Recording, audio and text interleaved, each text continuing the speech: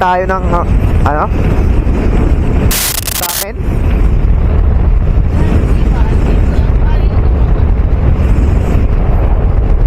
Wala naman ibang daanan. Ang diretso ron. Ano ba yun? Daming saging dito, no? Daming saging, mga tol, oh. Nandito yata yung ano, plantasyon ng saging, eh.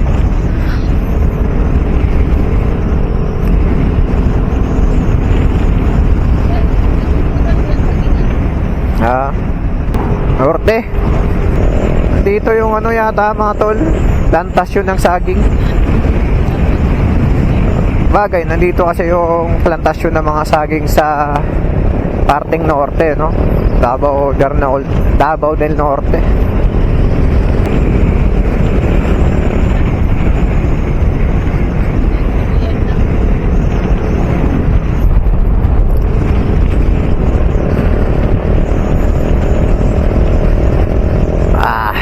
Okay na.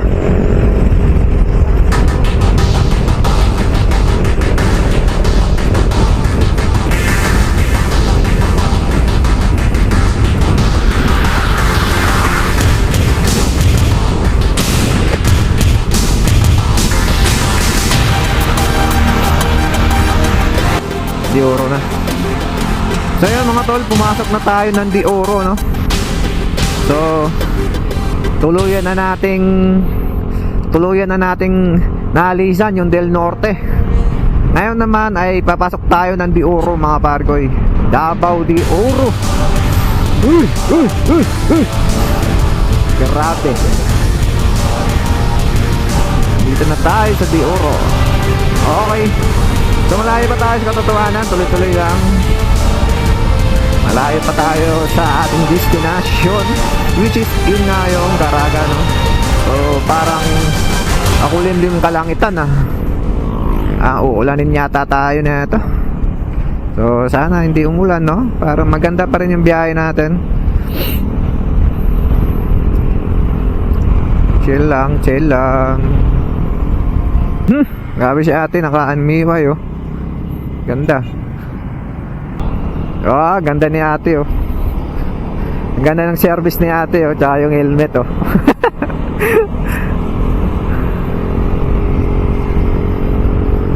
Yan ang estudyante, oh. Hello Kitty, no? Ay, service ni ate, naka-Mio ay naka-M3.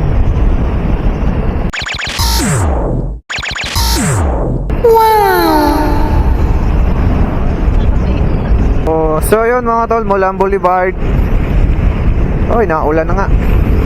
Mula Boulevard mga tol hanggang dito sa De Oro, Davao de Oro. Di pa tayo nagpagas, no? So mayroon pa tayong 4 bars. So marami-rami pa, hindi pa tayo magpapagas niyan. Saka na. So siguro mga 2 full tank lang tayo, 3. Tulo na nga yung langit, no? Na Manikling tayo pahinga. Malapit na yata Manikling dito, eh.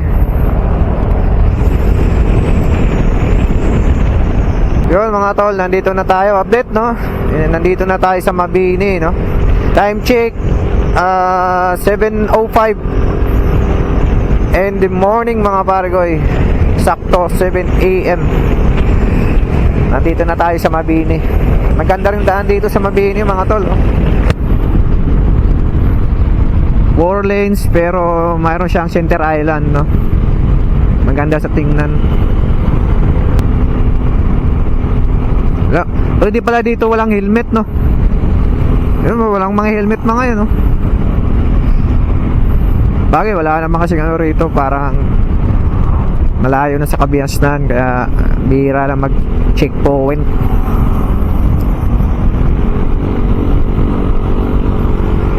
Walang helmet yan. Grabe, no? Sana all.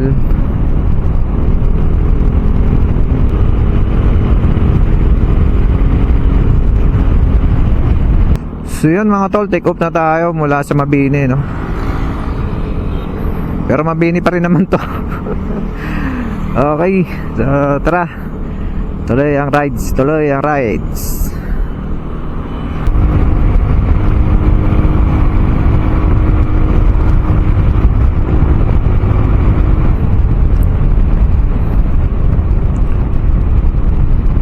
We are leaving municipality of Mabini. So we are entering the Pantukan, mga pargoy.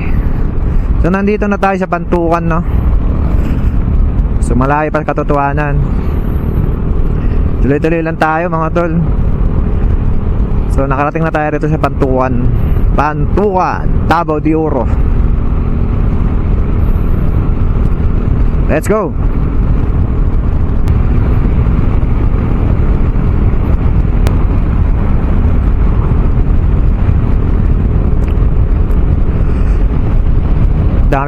Daming saging, mga tol. Nandito kasi yung ano, sa Pantukan din marami din yung plantasyon ng saging. Nandito rin yung mga sagingan, mga tol. Pag nagsalita ako hindi mo maririnig, pero pag nag-vlog ako naririnig mo.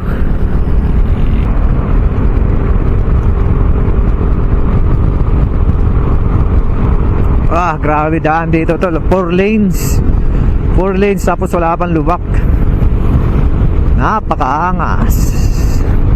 Mindanao lang sa Kalam. Yun, oh, kita nyo naman yan, no? Napakalawak, walang kalubak-lubak, mga tol. Gulid yung daan. Top speed ka talaga rito, malala eh. Diba? Tayo na yun. Tawak, 4 lanes.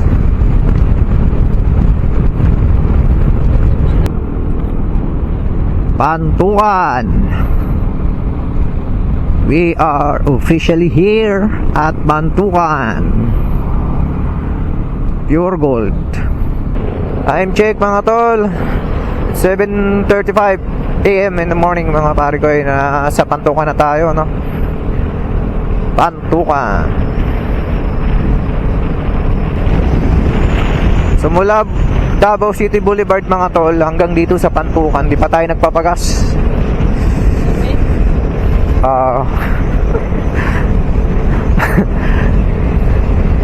Di pa tayo nagpapagas, mga pare ko. Dito tayo sa Pantukan na. So bali kasi full tank tayo kanina.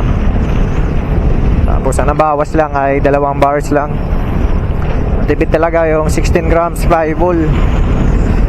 Mas matipid talaga tariktaan kumpara sa magaan na bula, mga tol.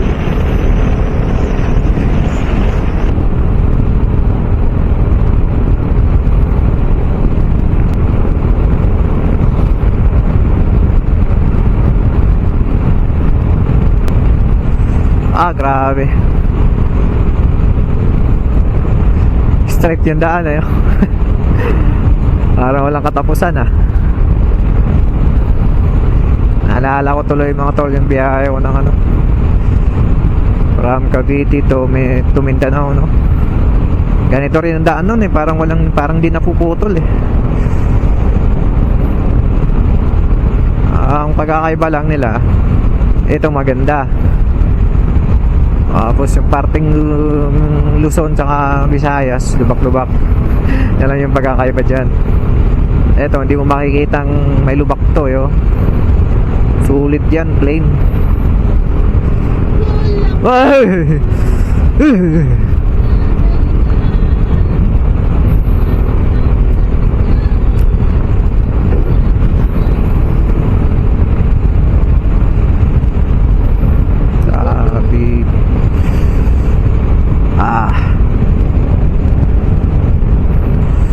Mahilig ka sa top speed, mga tol, putik na yan.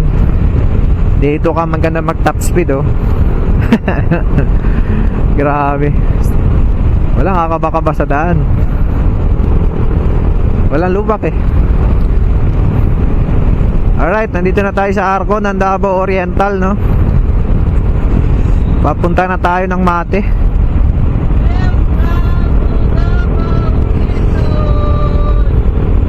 So, dito sa pangatlong pagkakataon mga tol, no? Umulit na naman tayo. So, nandito na tayo sa Welcome Province of Davao Oriental. So, we are officially leaving Davao de Oro mga tol. At papasok na tayo sa Davao Oriental. Okay. So, hindi na tayo into rito. Nakailang ano na tayo rito, ipapicture eh. Yun, no? So, Davao Oriental, Welcome Park. So, tahimik ngayon dito. Wala masyadong biyahero. Kahapon siguro marami dahil nag-uuwian ng mga OFW, no? Galing mga ibang lugar like Davao City. Yan.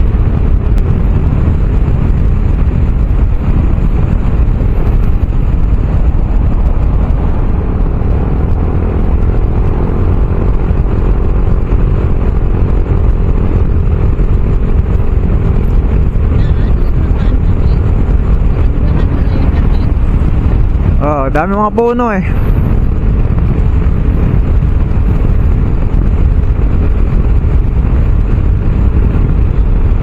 Yung kagandahan sa bundok, malamig talaga, gawa ng marami mga puno.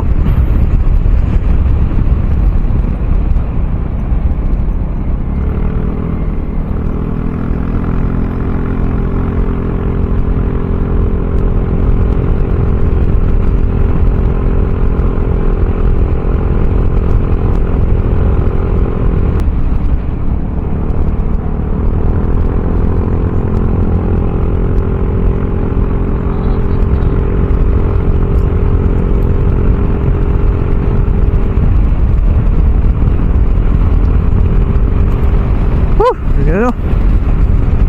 Ang lamig. Nandito na tayo sa bundok mga tol. Pero malayo pa tayo sa ating destinasyon. So, bakit pa lang tayo?